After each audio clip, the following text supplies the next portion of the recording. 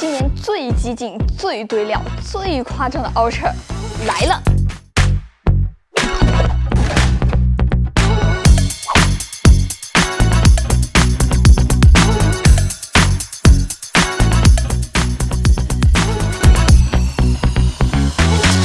去年的时候，大家的 Ultra 走着走着都跨到一起去了。今年一看，有的后撤一步做轻薄，有的原地不动装高手，而 vivo 一脚地板油，这下定位又拉开了。这个摄像模组确实巨大 ，vivo 也确实没有遮遮掩掩，所以关键的问题就是它能不能对得起这个凸起程度。来，我们先来看一下手感，我给出的评价是居然还不错，你也可以说是这个堪比一本杂志的凸起程度降低了预期，但事实上它的重心基本上居中。直上直下的摄像头看着夸张，但是腾出了一些给手放的位置。机身本体的厚度也算不上厚，甚至重量也和 X200 Pro 差不多。最熟还真说不上，可能日常使用最明显的区别就是连放进飞图里面都会垫起来一点。而且机身配色也不管了，直接用最稳重的配色，黑白深红。细看的话，黑色这上面会有一种这种小小的纹路，论设计高级感是相当够的，甚至有点简洁。另外两种颜色，白色的有条纹，红色的就是磨砂，你会选哪个？这么夸张的摄像模组，盖着的是它改变自动执法的摄像头搭配。正常手机呢都是主摄巨大，然后配上一个不错的长焦，然后超广角，嘿，这不是能看见了吗？行了 ，X200 Ultra 选择直接把最占空间的主摄干掉，平摊出去1.28英寸的超广角，1.28英寸的广角，年检级别的2亿像素长焦，3个摄像头包括超广角全部安排光学防抖，这可能是手机历史上最均衡的镜头搭配了。当然，那种光学变焦的不算数哈。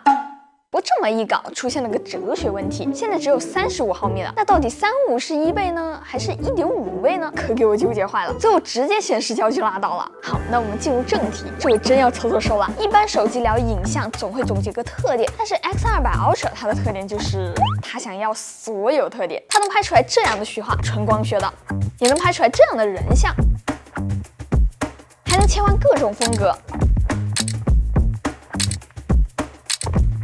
可以数毛，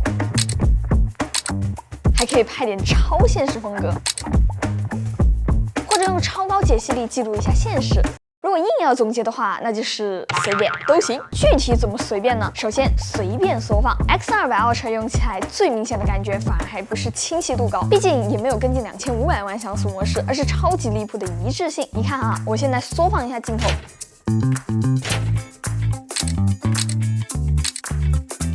几乎是我拧一下镜头的那种感觉。本来超广角和主摄就是同一块传感器，色彩已经很接近了，底还大，底大就算了，光圈还大，光圈大就算了，甚至超广角还有光学防抖，切来切去的时候压根儿就不会有哦，这是一个副摄，我得悠着点儿的那种感觉。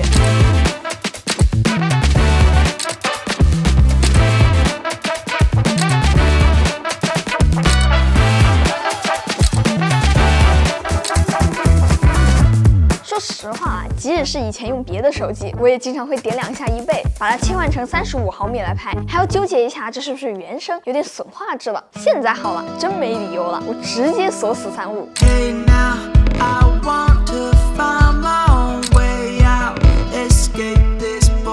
如果想要广一点的视角，比一比这个效果，我觉得也还不错。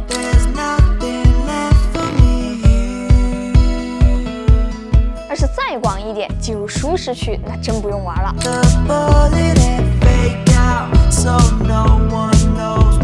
关键是这还只是在白天哦，但凡光线暗一点，就会变成这样。人像这下也美滋滋了，35就是标准的广角人像焦距，拍一些带环境的人像无敌。正好最近老是阴雨连绵，完全可以利用一下反光，拍点有意思的。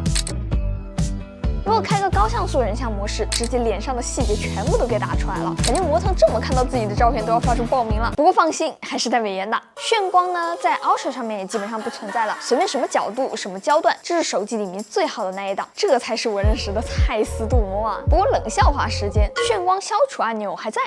没记错的话，这应该是第3台用上这个2亿长焦的 vivo 机子了。年检产品属于是好用、够用、爱用，出去团建、拍个车都要借用。如果连这个长焦你都还嫌不够的话，好，上外挂。这个外挂镜头是跟着外挂手柄、专属壳还有肩带大售的摄影师套装。摄影师套装跟隔壁的又有点区别，它更相机一点，它的手感更加饱满，上面的按钮、手胶的设计也都是像模像样的，甚至设计了2个孔位可以挂肩带。这个按钮可以长按关闭充电，有点原始，但管用就行。再说回这个蔡司长焦袄，等等，我先装一下。首先套上这个壳，再把这个装饰环给拆下来，装上转接环，就可以拧上这个外挂长焦啦。噔噔，镜头该忘摘了。可能有些小伙伴会觉得这跟淘宝那种一个意思 ，no no no， 完全不一样。你看它搞得这么麻烦，这块板子完全就是长焦专用的，甚至你不装长焦的时候呢，这个按钮会被桌子按来按去，不建议常驻。它唯一的职责就是牢牢固定住长焦镜头，我平时都拖着摄像头来辅助拿稳。其次，它是完全官方适配的，你要是不开这个长焦增距模式呢，它甚至直接是倒相。装上之后，它能支持自动对焦，甚至还能防抖。400毫米还能单手手持的防抖是什么概念？简直离谱好吗？开了超级防抖之后，甚至可以轻松的跟着一辆车，跟旗舰机的超长焦对比一下。不好意思，他们都不在一个赛道上。这东西用起来就是完全反直觉的，你知道吗？大概就是你看到这个距离上面有个花花，然后一拍，看到远处有什么东西在动，原来是个兔兔。你甚至还可以给月亮录个像。或者实用一点，拍个球赛。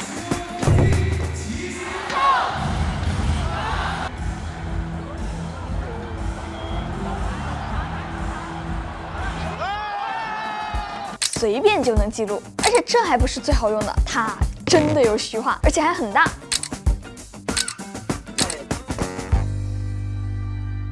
即使是这个距离，你也能用完全光学的虚化。说实话，我真的有点担心，会不会之后演唱会不给带外挂镜头进去啊？到时候官方认证了就绝了，拭目以待哦。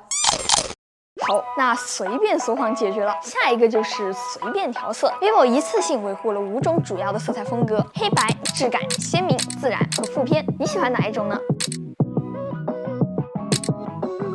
这个新的负偏风格其实挺有意思的，吃多了数码味，感觉它出片就有种低饱和的克制感。它拍一些鲜艳的颜色，效果还挺惊艳的。其实这咋看着还有种富士 NC 滤镜的感觉呢？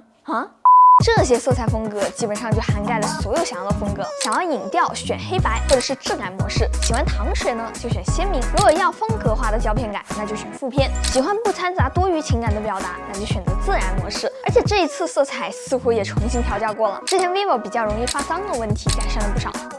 如果这还满足不了你，那行，大不了去专业模式。这回3颗镜头都支持高像素 Super RAW 了，玩去吧！哦对，说到这个，之前手动模式的时候，我们这样子对焦，拉到的左边最镜头，它就变成自动对焦，简直就不合理。你想想看，我在这个距离的时候，本来就是毫米级微调的，它现在拉到最底下这里的时候，它就已经不会变成自动对焦了。你要想要自动的话呢，你就得在这个左边手动点开。现在就会变成自动对焦了。吃到福利的不止拍照，还有录像。这个超广角实在是强离谱，只要不是离谱的暗光，3个摄像头画质几乎是完全无缝衔接的，压根就没有富士的说法。我现在几乎全用超广角录，这一次只跟 iPhone 比好吧。如果是暗光的情况下，就是一个看不见，一个看得见的差距。即使是正常室内光线下，其实 iPhone 的超广角也是不忍细看的，噪点、锐度都是大问题。但 vivo 是这样的。更进一步，3个摄像头都支持 4K 120帧，都支持 log， 只有这样，我觉得才有资格被称为一机3镜。哪有相机换个镜头帧率就变了？你说是吧？而且仔细看，这里还有一个视角扩大的按钮。估计用过 iPhone 的小伙伴都会发现 ，iPhone 的超广角录像超级广，这可不只是镜头广，裁切它还很少。之前的视频里面我就说过，基本上安卓机的裁切都会多一大截。vivo 这个按钮一开，用同样的方法去测，这个水平怎么说？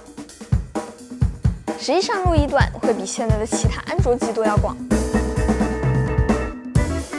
看看这个超广角录像的效果和稳定程度。反正我会优先选择视角扩大的，你呢？其实聊到这里，看似已经聊了很多了，但是我更焦虑了，因为还有一大堆聊不完啊！你看，人像模式还能拍 Live Photo。